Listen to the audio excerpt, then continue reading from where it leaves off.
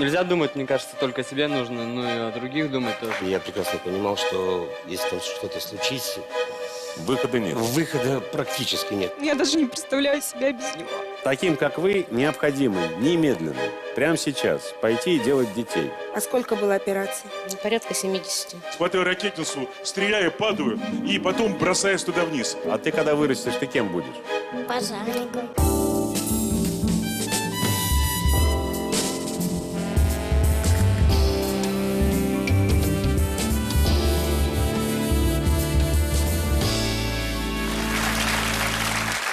Очень редко бывает, чтобы я оставался доволен собой, тем не менее я остался от прошлой программы не только собой, а и тобой, и теми, кто был в студии, и всеми, кто аплодировал в этой студии. Почему? Потому что мы говорили, наконец-то, о вещах не приземленных, а о вещах еще приземленнее, чем приземленные. Мы говорили о вечном, о доброте, о взаимопомощи и о благодарности. И мы продолжим сегодня этот разговор.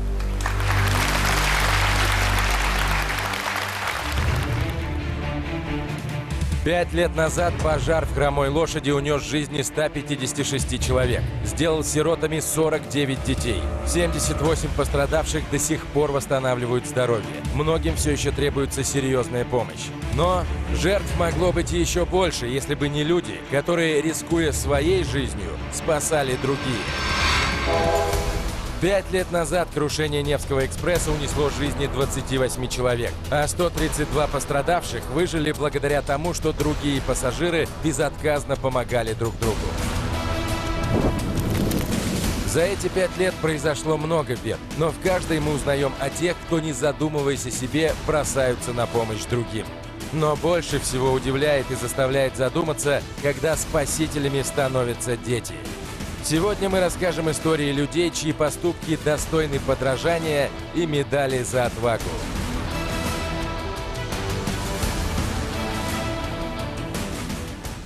Вообще я попал в Невский экспресс благодаря Дмитрию Геннадьевичу. Я как раз видела, как раскореживались двери, как медленно стал падать огнетушитель. Стали деньги эти сыпать. Все-таки 650 тысяч, достаточно такая большая сумма. Мужик. Конечно, мужик. Услышал, как он провалился булька. Пока не было огня, я ее звал. Кем надо быть, чтобы не сказать спасибо, когда тебя спасли? Ух ты, обезьянка! Мы сегодня говорим о том, что жить надо так, чтобы были основания хоть у одного человека в этой жизни сказать тебе хоть раз в жизни спасибо. Давайте посмотрим следующий сюжет. Это 25-летний житель Перми Михаил Шилоносов. Скоро его все будут звать физрук, ведь он учится на учителя физкультуры, увлекается спортом. А по вечерам подрабатывает охранником в ночном клубе. Факультет физкультуры выбрал, потому что там не просто надо сидеть, учить что-то, зубрить. Там также присутствует очень довольно активная жизнь, ты постоянно в движении. А 5 ноября этого года Михаил спас 7 человек. Возвращаясь в Пермь на автобусе, Миша и еще 7 пассажиров попали в аварию. Все двери были заблокированы. Я понял, что нужно помочь как-то другим, все равно надо придержать. Я оттянул эту дверь и подождал, пока все выйдут из автобуса.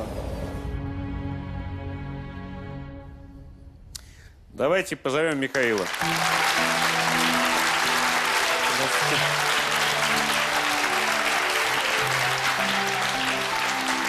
Вы просто герой, вы молодец. Просто слов нет. Как было-то все? Ну, я поехал домой к жене в то утро. Автобус выехал из Перми в 8:20. А накануне как раз прошел дождь со снегом. И все это заморозило, даже на видео заметно. Дорога скользкая была, да? Да, Ну, дорога каток, очень понятно, скользкая каток была, вот просто, даже да. заметно это по видеосъемке. Ехали не быстро, водитель ехал довольно аккуратно, но тем не менее, все равно вот случилась такая ситуация, автобус занесло на повороте. И вот фура, которая стоит чуть дальше вот на видео, мы в нее врезались правой стороной автобуса. Мгновенно вспыхнуло пламя, начало все гореть, и гореть начало сразу от двери, где производится посадка пассажиров, поэтому там сразу было не выйти. Водитель всем сразу крикнул идти к задней двери, но дверь была закрыта. А вы где сидели? Я сидел на 11 месте у меня по билету было, но поскольку салон был свободный, я пересел где-то ближе к центру, наверное. А сколько людей было в автобусе? Было 7 человек, это было потому что... Вместе с вами 7? Вместе со мной 7 и плюс водитель 8. Получается, это была середина недели, поэтому не так много было пассажиров. Возможно, благодаря этому и А вы не было паники. Вы можете ответить на вопрос, что движет человеком, когда мало он сам выбрался из горящего автобуса, он кинулся обратно, чтобы помочь всем остальным выбраться. Это что? Я даже не знаю, как сказать. Какие мысли в этот честь, момент? как-то Выбрался мужское сам, и достоинство. все. И сиди себе спокойно, радуйся. Я что не знаю, живой. я воспитан так, что нельзя думать, мне кажется, только о себе нужно, но и о других думать тоже. Да, скорее всего, в этот момент просто ни о чем другом ты и не думаешь. В наше время просто довольно часто встречается такое, что о себе думают больше. Вот но я и все-таки хочу есть понять. такие люди, видимо, которые думают все-таки не только о себе. Но Они в тот страшные? момент вы же не вспоминали воспитание школьное, как Нет, вам конечно, давали что- грамоту, как мама говорила: сынок, сам погибая, а товарища выручаешь. Что-то другое двигало. Но в правда? такой ситуации там совсем все по-другому. И другие мысли, и ты не задумываешься о каких-то проблемах, которые у тебя в жизни. Там совсем по-другому, А еще у вас, времени ведь, другое. у вас ведь в жизни-то, во-первых, жизнь сама по себе молодая, а во-вторых, вон Ну да. сидит красавица. Кто это? Это жена моя, Наталья. О ней не думали в тот момент. Ну как не думал, я к ней ехал домой. О ней думал. О ней думал и полез в горящий автобус всех спасать. Вот я Ну, хочу... если бы он думал в этот момент, что я вот сейчас пойду спасу этих людей, это бы уже не было бы тем подвигом, который люди совершают. И таким людям, вот как ребята были офицеры полиции, ты, низкий вам поклон, большое спасибо, и вы настоящие герои. Ну, Давайте красавицу выслушаем. А не вернулся бы он из этого горящего автобуса?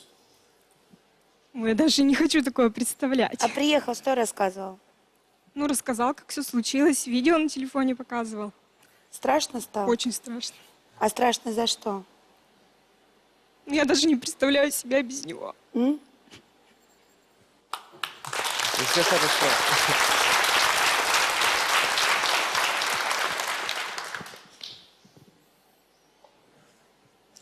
Мне Сейчас кажется, можно страшную вещь спрошу прям, да?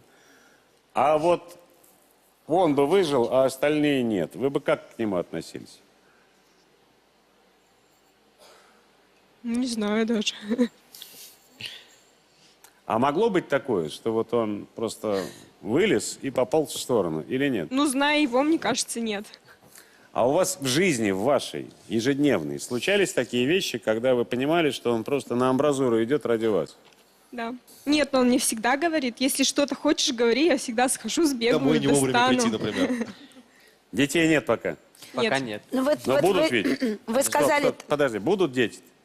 Обязательно. Будут. Мальчик, Обязательно. девочка или два мальчика, два девочка, три девочки? Ну, это уж как Бог решит. Понятно. Я к чему? Смотрите, таким, как вы, необходимо немедленно, прямо сейчас, пойти и делать детей. Слушайте, ну прежде хочется просто выяснить мотивацию, правда, Потому что мотивацию детей. тогда у нас в стране будет хороших людей больше, чем плохих. А теперь смотрите, вот я сейчас как фокусник, да, должен повести рукой, и все 7 человек предстанут спасенные перед нами. Хренушки. Каждому из спасенных обращалась наша съемочная группа. С каждым говорила. И что? Предлагала И не пришли. приехать за наш счет. Так. Никто. Ни один из тех, кого он вытащил, сегодня в этой студии не появится, потому что они не захотели. А они объяснили? А это нормально, Саш. Это ненормально. Нормально. Умение сказать спасибо – это единственное, что отличает народ от скота. Вот как раз И вот эти 7 человек проявили себя как скоты просто, а не как народ. Как Вот и депутат всё. Государственной Думы я могу сказать тоже, что неоднократно помогали людям, не ожидая даже спасибо. Но уж что точно не ожидаешь, это какую-то еще пику, извиняюсь, в бок. Подожди, я не про это говорю сейчас. Я не про это. Мы сказали им буквально следующее. Вы помните этот день? Помним. Вы помните Михаила? Помним. Вы помните, кто вас оттуда вытаскивал? Помним. Вы придете сказать ему спасибо? Нет, не придем. Наполеона спросили. Миш, а тогда, вот когда все это Какое случилось, самое когда худшее качество люди... человека? У Какая тебя может был быть с ними причина у какой-то диалог? человека не прийти и не сказать Какая может быть причина не приехать даже сюда, отказаться на видео это сказать? Потому что нам надо учиться говорить спасибо. И мы вместо них говорим тебе спасибо. Миш, Спасибо, Миш, а спасибо, в тот спасибо. момент у тебя был Наполеон какой-то сказал, диалог самое с худшее ними? качество человека – это неблагодарность. Не зависть, не ненависть, а именно неблагодарность. Мы должны благодарить за все и Бога, и людей, и тогда воздастся. Можно Ну, вопрос я сразу? уверена, Можно что в вопрос? таких Можно- ситуациях стоп, стоп, стоп. благодарить за это у нас, жизнь, у нас Саш, непростой если эксперт, люди у нас неблагодарными оказываются. у нас вот непростой, уверена. непростой эксперт сидит, он тоже чьи-то жизни спасает. Одну, или две, или три. Как это было? Расскажи. Мне довелось работать спасателем в Гурзуфе. Когда мои друзья пропили все деньги, меня отправили туда на службу. Прибыв туда, меня посадили в лодку в начальной станции. Мы выплыли в море, он бросил уключину, 8 метров глубина, он говорит, достань. Я ее достал. Он говорит, ты принят. Объяснил мне цели задачи, дал ракетницу 6-звездную и сказал, что если ты видишь кого-то, кто тонет, то сначала дай ракеты. И тогда катер выйдет и будет помогать тебе спасать человека. Прошло где-то полмесяца, я с 8 до 2 часов около Буйка болтался на шлюпке. Мне было написано на флаге «Спасение утопающих, дело рук самих утопающих». Да. И, уходя уже с вахты, буквально вдруг крики на берегу. И все что-то показывают пальцами. Я смотрю, какие-то круги расходятся.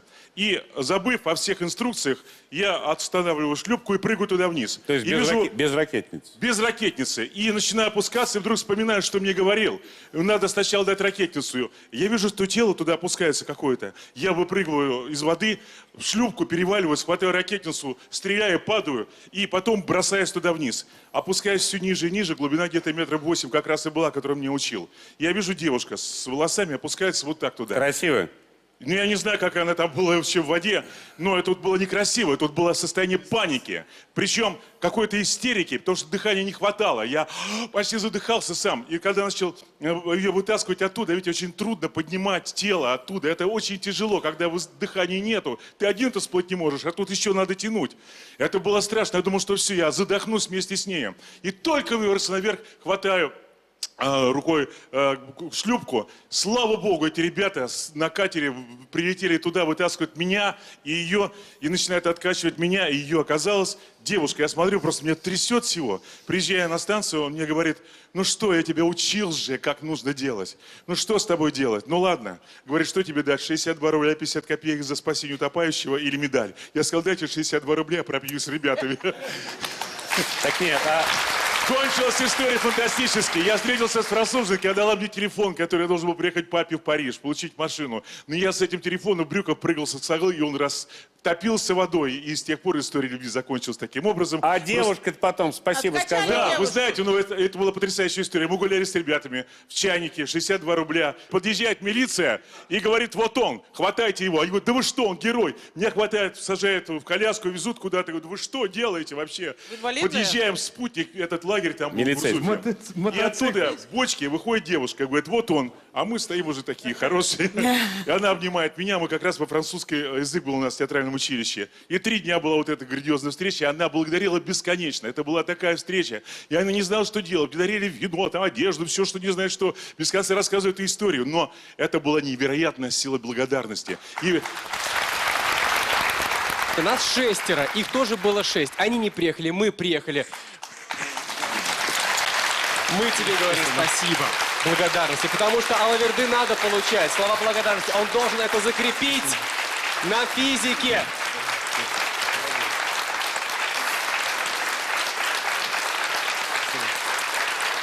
Бери жену, иди домой. Сразу детей. Я буду крестным. И жена расплачет так, представляя, что мог не вернуться, значит, любит. Я все-таки хочу у вас спросить, скажите, пожалуйста, а вы когда выплывали с девушкой, вот вы говорили, тяжело было, была хоть раз мелькнула мысль отпустить руку и самому всплыть? Или тащить дальше? Хоть раз промелькнула эта мысль? нет. Было только одно желание – вытащить ее, спасти ее. Только это. За мной стоит целая история. Я сын своей страны и своей истории. Я действую так, как действовали все во время войны, спасая других. Иначе мы не можем, потому что мы такая страна великая. Именно поэтому. Это чрезвычайная ситуация. И надо сказать, что это такой психологический феномен, реакция человека именно в этих обстоятельствах. У некоторых людей именно в этот момент вы говорите, что ты подумал, какова была твоя мотивация. Там на самом деле все на уровне внутреннего, совершенно невероятного побуждения броситься и сделать. Там нет никаких мыслей. Но есть люди, у которых реакция на ступора, он вообще двинуться не может. Есть люди, у которых реакция ажиотации. А есть люди, это такие, во-первых, люди, которым Богом дано в этот момент сконцентрироваться и начать помогать. Потому что он, опять же, да, у него есть... По-вашему, герои — это генетика? Генетика, потому что в этом роду передается это желание помогать, это первое, потому что далеко не каждый готов. И второе, это, конечно, особенности нервной системы. То есть в ситуации критической такой человек, он не впадает в ступор, он не пугается, а он начинает помогать инстинктивно. То есть героями все-таки рождаются? И рождаются, но и воспитание имеет огромное значение, потому что это можно воспитать, если есть природные, как бы, если есть генетика, если есть определенные личностные характеристики, смелость, отважность, быстрая концентрация и много другого, это можно, естественно, воспитать постоянными тренировками. Я прекрасно понимал, что если там что-то случится, выхода нет. Выхода практически нет. А сколько было операций? Порядка 70. А ты, когда вырастешь, ты кем будешь? Пожарником.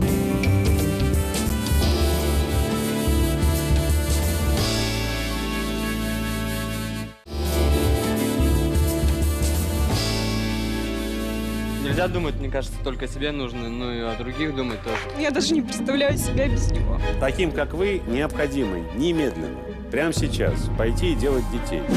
Приехали с дачи. Мы помылись. Мы помылись. Нас отвели в зал. Мы там играли. Через несколько минут меня брат туда в комнату повел. Открыла дверь, увидела там дым, взяла братьев за руки и вывела в подъезд. Начала кричать: помогите, помогите. Первый увидели соседи. Бабнины? Да. Вызвала пожарных? Да. Они мои братья. Я их люблю, я с ними играю. Мои любимые братья.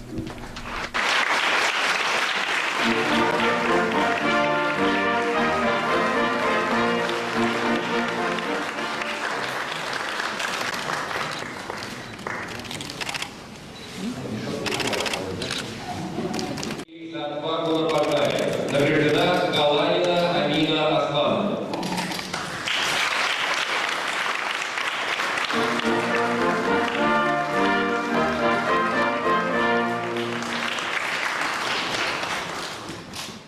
Давайте приветствовать ее в этой студии.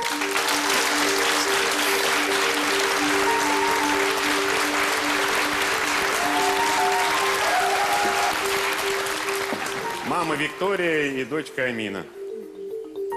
Здравствуйте. Здравствуйте. Из-за чего пожар-то начался? Произошло замыкание, возгорание. Началось из системного блока. Я просто, простите. Загорелся компьютер, системный блок. Младший сын, средний, позвал Амину. Она была в зале. Показал то, что Среднему сколько лет? 3 года. Похоже Показал на нашу историю, да? ей, что идет дым. Она открыла дверь. Там, как горел компьютер. Она их вывела сразу. Дверь была открыта. И, ну, я буквально на секунду отлучилась. Слышу, Амину кричит. Не стала ждать лифта, бегом побежала. Смотрю, они у меня все троем стоят. Вот как голышом я их оставила после ванны. Они так и стоят у меня, значит, втроем. Я говорю, что случилось? Она плачет, не может объяснить. Тут соседка, значит, баба Нина, она говорит: у вас пожар. То есть я смотрю, разобраться не могу, началась дикая паника. То есть вы запаниковали больше, Да. чем ваша дочка? Да. Дверь открыла, там был черный дым, оттуда шел. Ну, там как в тумане, я половину не помню ничего. Как пожарные приехали, начали тушить, спрашивали, кто там в квартире мог остаться. Нет, я говорю, нет, дети все со мной. Кроме канарейки там никого не было. Амин, ты понимаешь, что ты самая награжденная девочка в этой студии? Я думаю, в стране, в принципе. А может быть и в стране, потому что медаль за отвагу на пожаре от начальника МЧС тебе вручили, правда ведь? Медаль за мужество и орден мужества вручил губернатор Ульяновской области. Как по-твоему, ты заслуживаешь этих наград? Да? А за что? Что ты сделала такого, за что тебя наградили? Спасла братьев от пожара. А ты могла бы поступить, даже если бы вот, ну, прям по-другому, или нет? Скажи, пожалуйста, а могла бы? То есть могла бы оставить братьев и уйти? Не могла. А если бы тебе не вручили эти награды, ты бы чувствовала себя героиней все равно? Нет? То есть герои — это тех, кого поощряют? Да? Ну, это ребенок. Это мудрость, ребята, потому что настоящий герой, он себя героем не ощущает, он остается человеком. Посмотрите на ее мудрый взгляд, ребят, я просто в шоке. Она спокойнее, чем все в этой студии. Держится лучше, чем мама. А можно я обратите тебя внимание. спрошу? Скажи, пожалуйста, а ты когда увидела, что пожар, страшно стало? Ты вообще понимала, что это? Нет? Я только видела в глазах пожар, и все. Аминочка, а тебя в школе... Скажи, пожалуйста, а как ты вот сообразила, что не надо прятаться под кресло, под кровать, что в шкаф не надо залезать, а что надо на лестницу бежать? Я знала это, потому что люди не из огня сгорают, а если понюхать дым, можно умереть, задохнуться. да? Амина, откуда ты знаешь это? И поэтому надо оттуда бежать, где дым, да? А кто тебя так научил? По телевизору смотрела, как все пожары. Телевизор смотреть не вредно. Особенно Первый канал. И поэтому, как увидела дым, схватила братьев и на лестницу. Скажи, да? пожалуйста, а ты же могла просто Молодец. убежать без братьев, правда? Было бы проще. Нет. Нет? Амин. Я бы не бросила своих братьев, потому что А ты они сомневалась, ты говорили, думала, был какой-то момент, вот, идти и не идти, либо ты просто бросилась? Как это происходило? Я сначала посмотрела, потом я бегом пошла звать братьев. Мой братик один хотел спрятаться в шкаф, я за ним побежал. не Вот, оставила. хотел, да? Амин, скажи, пожалуйста, а было страшно или нет? Да. Было страшно? А чего ты боялась? Я боялась, что... Ну вот, да, я боялась, да? Подождите, дайте, она сама скажет. Я сама не хотела, чтобы я умерла, я хотела, чтобы я жила, и я поступила тоже так же. Да? А скажи, пожалуйста, в школе же Скажи, тебя знают... не послушались, когда ты братьям сказала, надо бежать? Они тебя послушались? Они всегда ее слушают. Да? Слушайте. То есть ты их всех держишь? Да? Вика, а как получилось, что 3 детей в таком возрасте остались одни дома? Ой, они часто могут у меня оставаться одни, если находятся дома Амина. Я со спокойной душой могу выйти в магазин за хлебом, за кефиром. Это, то есть 15-20 минут, и я А могу. в тот момент куда вышли? Мы с дачи приехали. Я их искупала, и мне нужно было их подстричь. Машинка моя сломалась, я знала, что есть у соседа. Я позвонила. То есть он вы их говорит, оставили просто на очень короткое время? на секунду, буквально на 9-й этаж поднялась, и уже даже вот дверь, забрала машинку, дверь закрываю, уже слышу, ребенок кричит. Просто я не могла в одном как бы Вы разобраться. не могли представить, что это пожар? Нет, я просто не могла в одном разобраться, кто мог включить компьютер. Когда мы уезжали с дачи, уезжаем на дачу, например, закрывали все окна, отключали компьютер, естественно. Вы знаете, вот сейчас будет профилактика для всех. Мало выключить компьютер.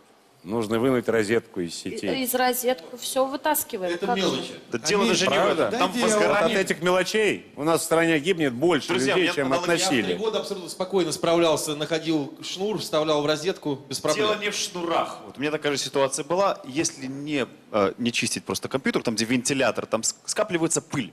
И потом происходит мгновенно возгорание. Вот.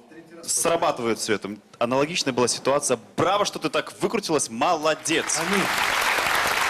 В школе знают все же, что у тебя медали, что ты молодец, что спасла. И тебе там хлопали, да, наверняка, когда учительница представляла. Вот это тоже очень важный момент. Почему? Потому что когда дети совершают вот такие подвиги, нужно отмечать медалью. И она правильно сказала, что не чувствовала бы себя, если бы не было медали. Потому что когда это видят другие дети, есть шанс, что даже те, которые лишены там родительского воспитания, заботы, что они, посмотрев на нее, даже пусть из-за этой медали или из-за чего-то, но в следующий раз протянут руку помощи тому, Да кто надо просто людей поощрять, нуждается. поощрять людей. Ты уже сказал, что братьев никогда не оставишь. А почему ты такая? Ты такая родилась, тебя мама воспитала или в школе так научили? Меня так мама воспитала.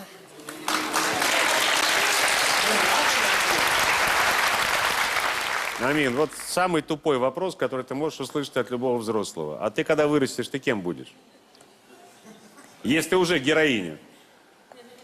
Пожарником. Спасибо большое. Спасибо. Спасибо, дорогая. Все. Пока. Пока. Спасибо. Давайте посмотрим на экран.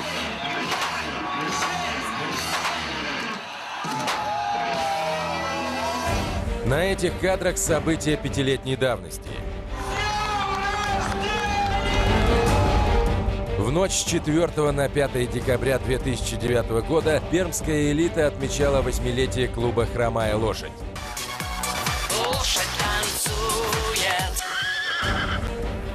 Праздничный фейерверк стал поминальным огнем. Соломенный потолок и стены вспыхнули в считанные секунды, а помещение без окон наполнилось едким дымом.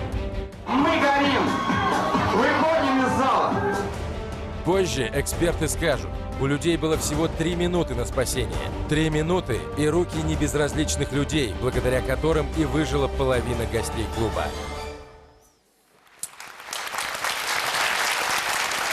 Надежда Балашова, бизнес-вумен, которая была там, ей чудом удалось выжить. Она к нам на программу не приехала, зато мама ее, Светлана Половникова, здесь.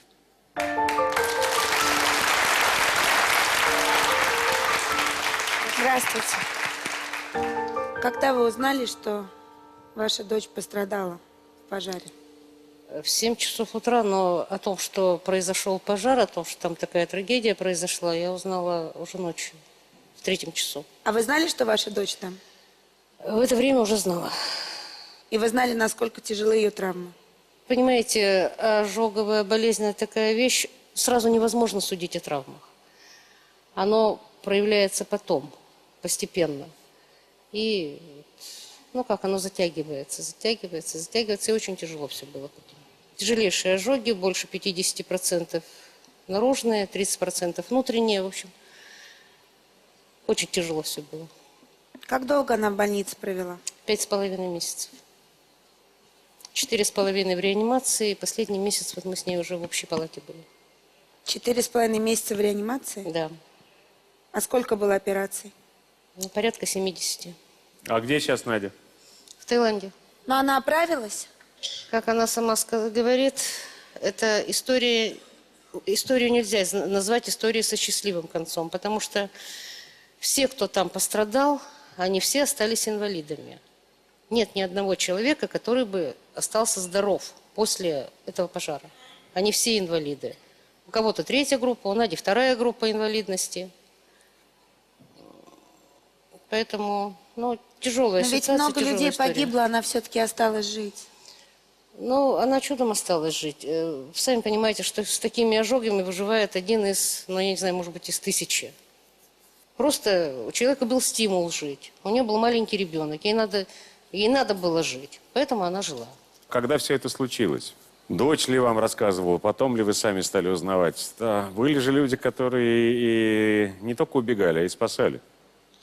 Да, ее спас мальчик Муса.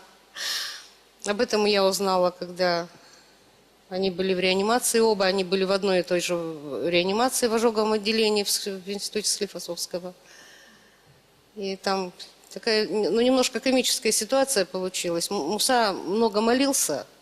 И вот в очередной раз, когда она спускали к ребятишкам, ну, к нашим детям пускали на несколько минут, там на 30 минут по очереди мы ходили их, ну, просто поддерживали. просто были рядом, немножко подкармливали нам, разрешали там бульончик или что-то. И вот я иду мимо Мусы, а у него на лице кислородная маска, и он громко-громко поет, но он молился. То есть вашу дочь спас Муса? Да, меня немножко эта ситуация позабавила. Я к Надюшке подхожу, она спрашивает, ты чего улыбаешься? Я говорю, да вон там Муса лежит и громко-громко на всю реанимацию поет. Вот тогда она мне сказала, что ее вынес Муса. У нас нет видео, как Муса, отпев свои молитвы, вышел из реанимации. Вы что-то знаете про то, как он сейчас живет? Да, я в курсе его дел, потому что Надя с Мусой постоянно в контакте. То есть они контактируют? Они общаются, да. Они общаются. Вы благодарны Мусе или нет? Это не то слово. Понимаете, вот меру признательности этому человеку ее нельзя назвать словом благодарность. Он просто стал для меня как сын. Давайте позовем вашего нового сына в студию. Муса Эль-Мурзиев.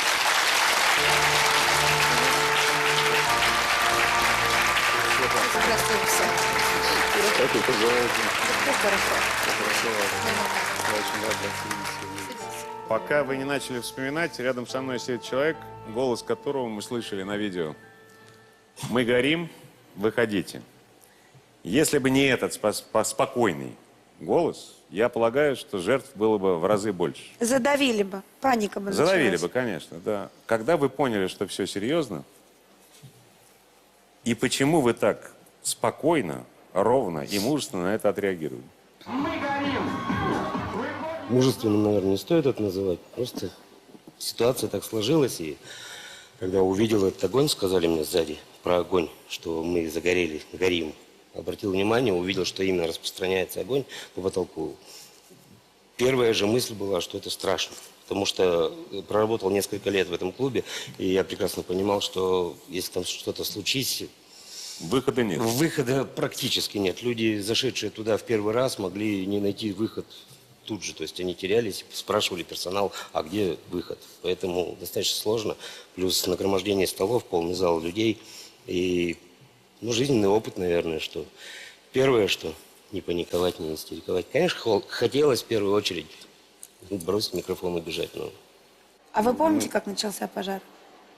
Я помню именно выкрики или вот объявление, как сказать, телеведущего о том, что мы горим, выходим из зала. Я это прекрасно помню. И дальше что? И благодаря этому, мне кажется, все-таки это было больше хорошо, чем плохо. Его реплика? Его реплика, его тон, его интонация. Вы когда услышали? Вы выбрались когда оттуда? Буквально несколько секунд, потому что находились и недалеко от выхода. А что вас заставило вернуться так? Я не знаю. В такой ситуации, наверное, каждый человек действует. То есть правильно я понимаю, что вы вышли оттуда, вы были у выхода. После того, как начался пожар, еще до выключения вы вышли, потом стали выходить оттуда люди, и вы кинулись обратно, чтобы спасать. Я не знаю, каким-то фантастическим образом я оказался в холле. Крики о помощи, они доносились. И вы кинулись на крики. Я хочу, чтобы каждый представил себе на секунду эту ситуацию. Вы описали это просто вот очень образно, да? Горит потолок, это подвал, выход один, выключается свет, дым. Да. Из этого ада Муса выбрался одним из первых и кинулся в этот ад, потому что там кричали «помогите». Ну как? Муса, скажи, пожалуйста. Думаю, не стоит. Тебе было страшно? Вы знаете, это, может быть, это странно. Я был абсолютно спокоен, я не испытывал никаких чувств, эмоций. Я больше чем был уверен. Даже не думал о том, что со мной что-то может произойти. Просто брали и выносили? Я был уверен, что все должно обойтись, все будет нормально. Мы сейчас выйдем, перед нами извинится администрация клуба за такое происшествие. Мы снова вернемся и продолжим. Скорее было так, вы, наверное, так же думали. Вот какая-то вот такая вот была. ситуация. Как? Паники у меня не было, может это у меня даже Да. не сработал инстинкт самосохранения. Муса, может но быть, когда уже ваши руки стали гореть, вы же поняли, что это не так, что администрация не извинится и вечеринка не продолжится? Или так и не поняли? Вы знаете, ну, после того, как мое тело уже свою порцию этого огня, наверное, как сказать, то есть после того, как я уже обгорел, уже, наверное, наступил, врачи называют это шоковое состояние. Какое-то время, ведь многие люди, которые выбрались оттуда, они минут 5-10 просто были на ногах, ходили и говорили, и были адекватны, еще пытались кому-то помочь, так же, как и я после этих ожогов. Но вот смерть наступала через несколько минут. Было видно, что здесь ситуация, Беда. что здесь Просто беда, беда, и, возможно, счет идет на секунды. Из тех таксистов, из тех водителей никто не взял меня на борт. А если придется, ты спасешь человека? Да, Потому что маму спасла или просто так? просто так.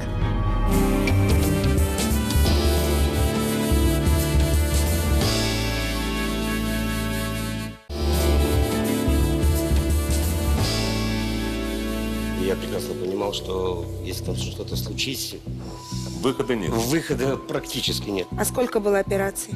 Порядка 70. Просто да. герой, вы молодец. Просто слов нет.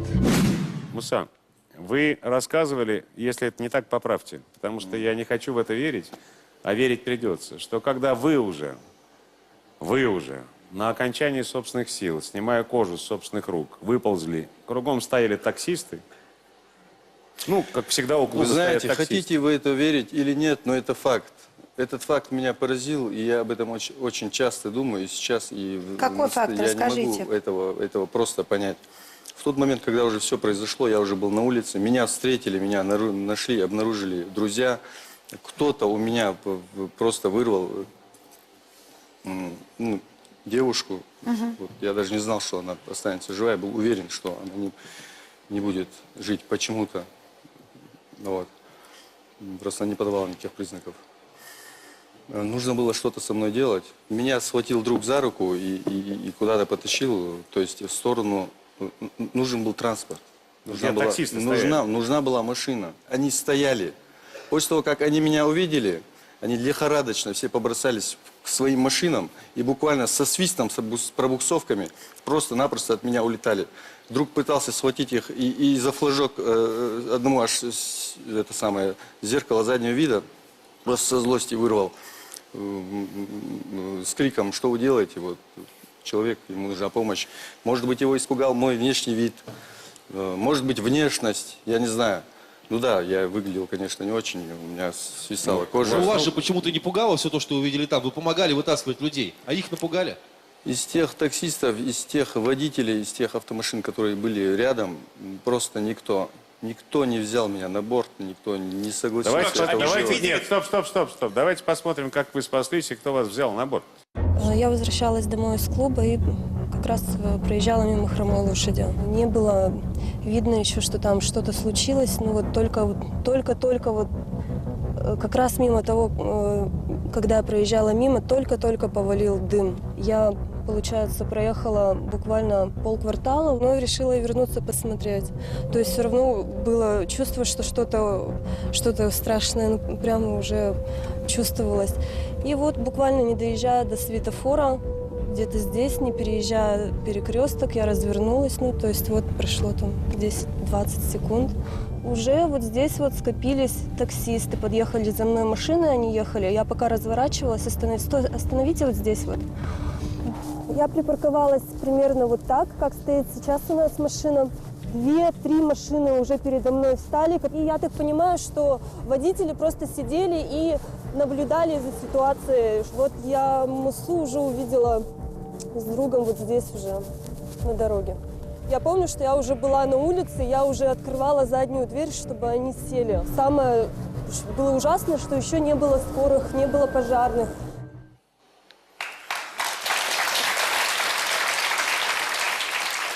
Как зовут эту девушку? Совершенно верно, ее зовут Алена. Алена?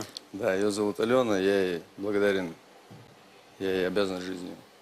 То есть вы спасали другие жизни, а Алена, не проехав равнодушно мимо, остановилась, спасла вашу посуду. То, что сделала Алена, вот насколько ей хватило духа сделать то, что она совершила, не совершил ни один из водителей, который там находился. Ни один из мужиков. А вот это называется милосердие, как раз, которое мы Она сегодня проезжала обсуждаем. мимо, она не имела никакого отношения к этому. Она увидела дым.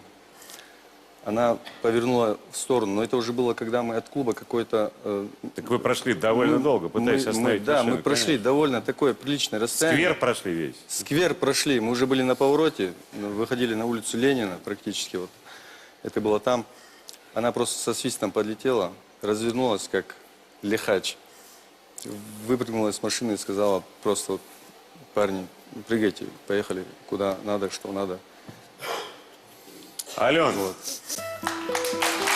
идите к нам. Алена Чистик. Привет, Алена, что, обнимемся так? Я очень рад тебя видеть. Ален, Марк вам кем приходится? Марк — это мой любимый сыночек. Сыночек, ты знал, что мама спасла человека? Да? Да? Да, Ты любишь маму? да, А если придется, ты спасешь человека? да. Потому что мама спасла или просто так? Просто так.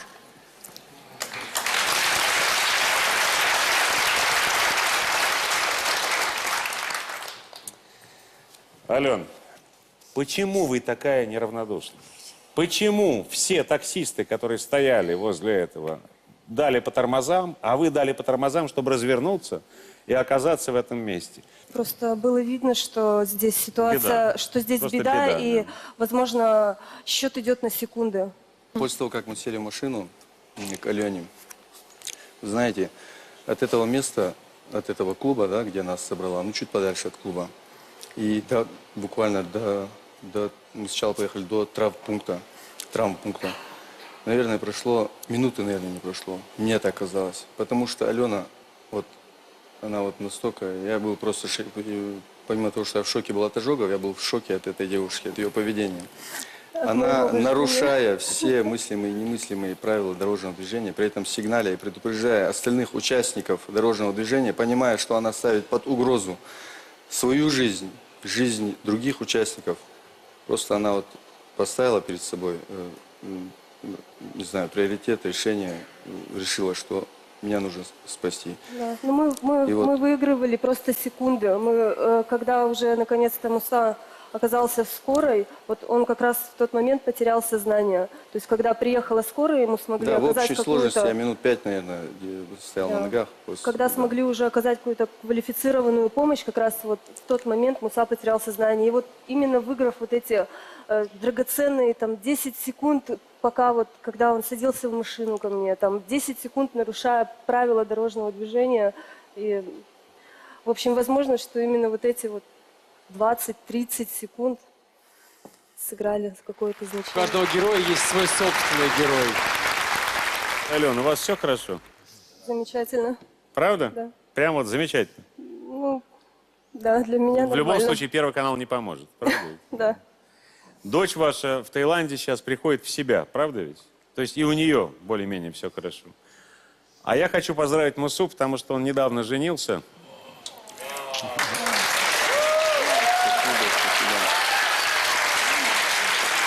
И я только могу представить себе, какие дети будут у этого человека. Мы сегодня очень много услышали и о равнодушии людей, и не о равнодушии, и о тех, кто неблагодарный. Вы знаете, когда у меня вот Надюшка была в больнице, конечно, первый и самый основной шаг к ее спасению сделал Муса. Но ведь в ее спасении принимали участие еще огромное количество людей, которым мне хочется, вот я 5 лет ждала возможности просто поблагодарить. Во-первых, весь коллектив Института имени Склифосовского ожогового отделения, высочайшие квалификации врачи. Я не знаю, вот этим людям хочется просто, вот, знаете, низко-низко в ноги поклониться. Я тоже хотел поблагодарить. Потом Я всегда считала Москву немножко такой холодный купеческий город. Но когда вот столкнулась с такой бедой, и когда обратились к жителям Москвы, вы знаете, сколько людей откликнулись на нашу беду? Люди приходили, вот конкретно для наших ребят сдавали кровь.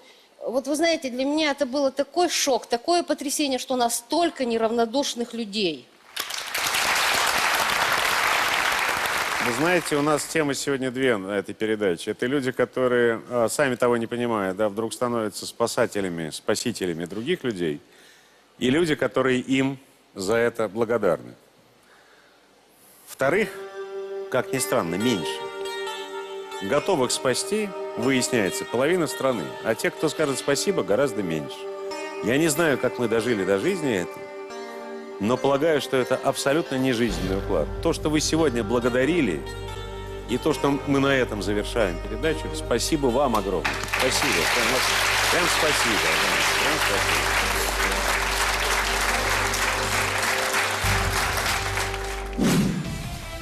Каждый день приходим покататься на доске. Беру доски и поехал.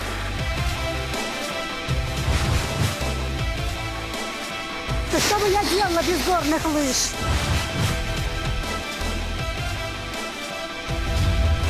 Я когда бегу, мне Бог помогает. Вот все вам секрет такой.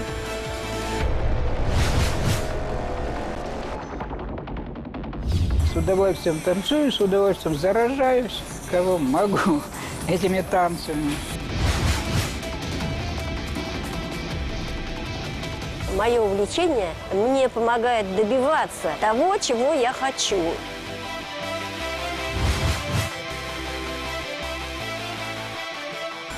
Я 17 лет уже оседлала этого коня, и, в общем-то, до сих пор я не хочу с него слезать.